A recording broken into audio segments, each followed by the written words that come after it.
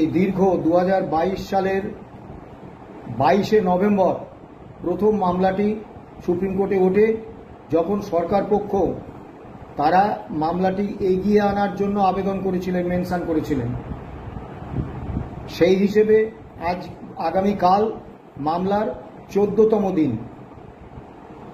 তো 22 তারিখে সিদ্ধান্ত নিয়েছিলেন মহামান্য প্রধান বিচারপতি DY চন্দ্রচূড় যে মামলাটি 28শে নভেম্বর শোনা হবে, এবং সেই 22শে নভেম্বর 2011 থেকে আজকে 15ই জুলাই 2024 আমরা 13টা শুনানি দিনে হাজির ছিলাম এবং একটা শুনানি হয়েছে, অর্থাৎ মোট 14টা শুনানিতে আমাদের যে অভিজ্ঞতা হয়, মামলা শেষে পড়েছে, সময়াভাবে মাননীয় বিচারপতিরা মামলা শোনেননি, অথবা মামলা আগে এসেছে কজ লিস্টে কিন্তু সরকার পক্ষের সিনিয়র অ্যাডভোকেট অনুপস্থিত থেকেছেন, তারা পাশ ওভার চেয়েছেন এবং পাশ ওভারের আইনি সুযোগ নিয়ে তারা মামলাটাকে সবার শেষে পাঠিয়ে দিয়েছেন এবং যথারীতি সময়ের অভাবে মামলা হয়নি।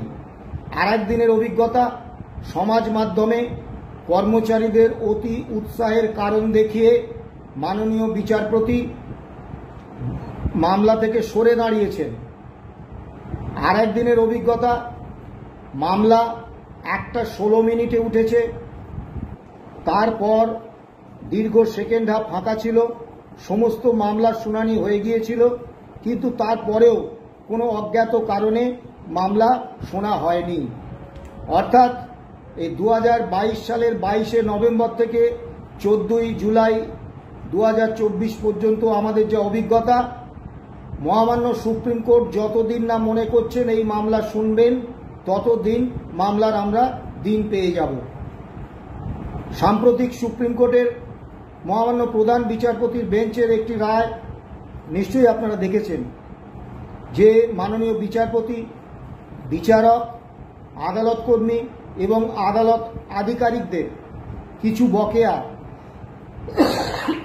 20টি রাজ্যের সরকার আটকে রেখেছে এবং মহামান্য সুপ্রিম কোর্ট নির্দেশ দিয়েছেন 20টি রাজ্যের মুখ্য সচিব এবং অর্থ সচিবকে আগামী 10ই আগস্টের মধ্যে সমস্ত বকেয়া নগদে মিটিয়ে দিতে, অন্যথায় সমস্ত রাজ্যের মুখ্য সচিব এবং অর্থ সচিবকে মহামান্য সুপ্রিম কোর্টে তলব করেছেন।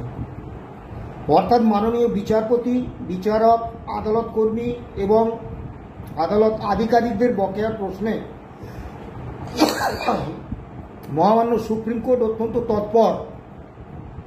সেই মামলার রায় থেকে আমরা আশা করছি, কারণ একটা চূড়ান্ত সিদ্ধান্ত নেয়ার সময় এসে গেছে।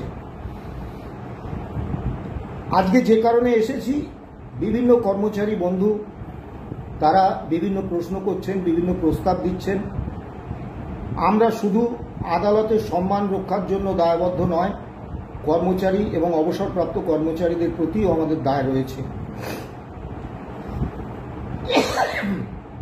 বহু কর্মচারী বলছেন সুপ্রিম কোর্টের প্রধান বিচারপতি দৃষ্টি আকর্ষণ করছেন না কেন।